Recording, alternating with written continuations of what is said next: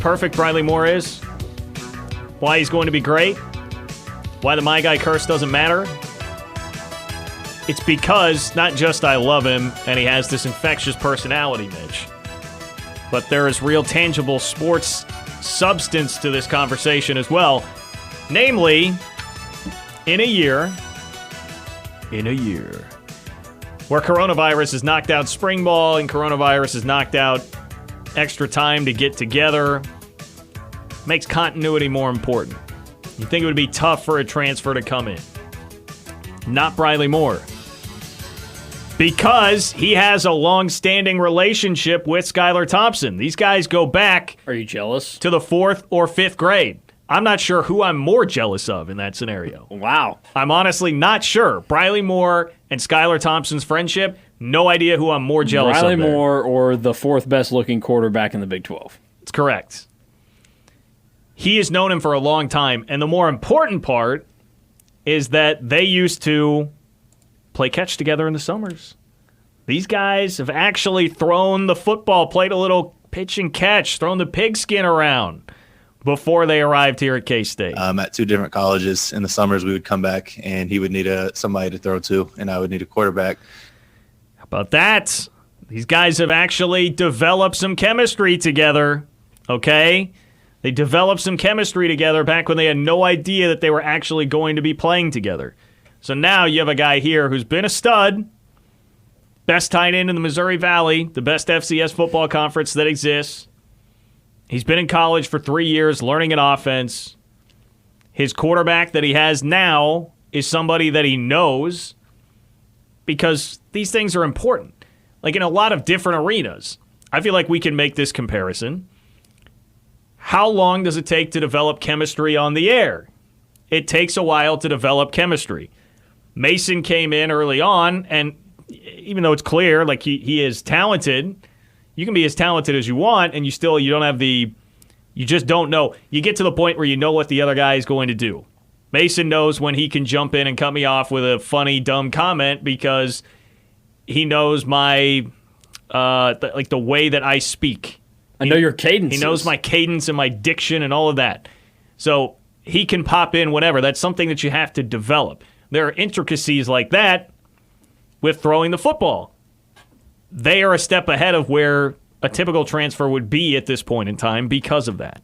I do think it's really important, and the more that I think about it, it gets me a little bit more jacked up for what we're going to see from him because for the last 2 years, we wanted to see the tight end take this expanded role in K-State's offense, and we keep thinking it's going to happen, and then for one reason or another, it doesn't. Last year was very disappointing with how things worked out. There were a lot of drops, issues that happened when it came to the tight ends and fullbacks, and I think, if you're Skylar Thompson, whether you say it or not, that's something where you probably start to lose a little bit of faith in those guys. So having somebody like Briley Moore come in is just going to give you a big boost, and having that knowledge of what he's like throwing to and having the previous relationship, it's just huge because let me use a little analogy from my great football days. We know how great they are, but when I was in elementary school, we'd play football and PE. We'd go outside, and a guy that I was next door neighbors with, we'd just go out there and we'd run the exact same play that we'd run against my brothers in my yard.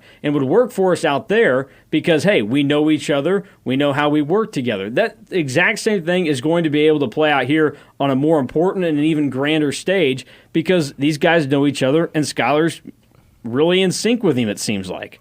Maybe only slightly grander stage? Maybe. I don't know. The Prosperity Elementary School PE class. Woof. The other thing that I love is hearing Briley say, hey, I wanted to be a part of this because I saw at North Dakota State the system that they ran. I saw how important the tight end was there. And I like that for a couple of reasons. One, an observant, smart guy. And two, he already has a grasp on what the tight end does in that offense. Now, I realize a stark difference between that and knowing the terminology in the playbook and all of that sort of thing. But if he's cerebral enough to where he's looking out there and saying, man, like we played against these guys, I see how they use their tight ends. That would be a great offense to play in. That tells me he's somebody that's going to pick things up pretty quick. I seen things that they did with their tight ends, and were really multiple and lining them up as a true tight end and as a fullback, split out wide. And I feel pretty comfortable lining up in different places across the field. That's what I've done the past few years. So I knew that was going to be a good fit.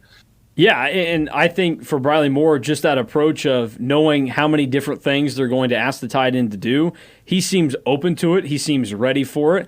And I think, having the idea that he's accepted whatever role they're going to give him, being aware of how they kind of use it is a big benefit, as opposed to just some guy who shows up as a grad transfer. He actually at least has somewhat of an idea of how this offense works, how they use the tight end. Seems kind of like he's idolized how they used it, and he's ready to put it into practice.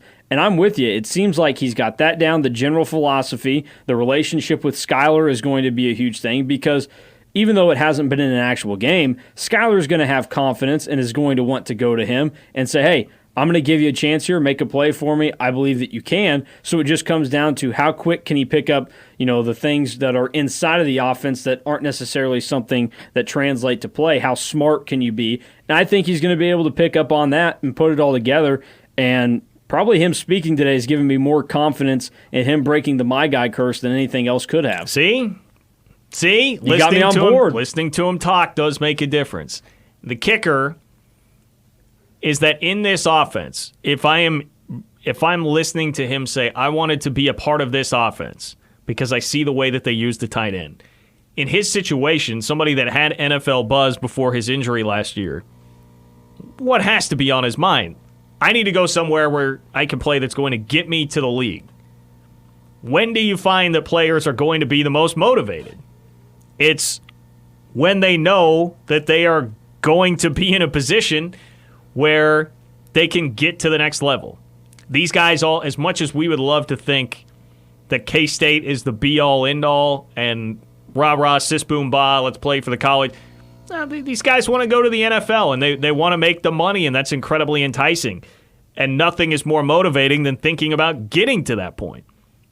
I'm not saying abandon being a good teammate and all that stuff. That comes along with it because that success breeds more of a platform to get to the NFL. But I'm hearing from Briley through this, I know this is a system that can get me to the league. And that's music to my ears because I want all of these players thinking that this is the way that I get to the NFL because that is how you get maximum motivation. You want to talk about millennials. I say millennials. These guys aren't millennials, whatever they are. Like Gen X, Gen Z, whatever the Gen is. Gen whatever.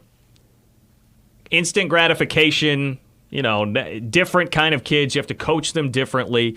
Well, one thing that I know motivates them is that these guys want to get to the league. They want their highlights, and they want to be playing in the NFL.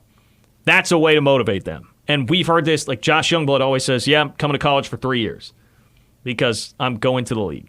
I've heard the same thing said about Malik Knowles. Like Malik Knowles thinks he's an NFL guy, wants to be here for 3 years, go to the NFL. That's how you get these guys motivated. No illusions about, hey, rah-rah, sis-boom-bah, come in here, beat your head into the ground, practice for 3 hours and 17 minutes every day, bull prep, all that stuff, and it's going to be all about the team, and then we'll figure out the NFL. No, it's, hey, we want to get you to the NFL.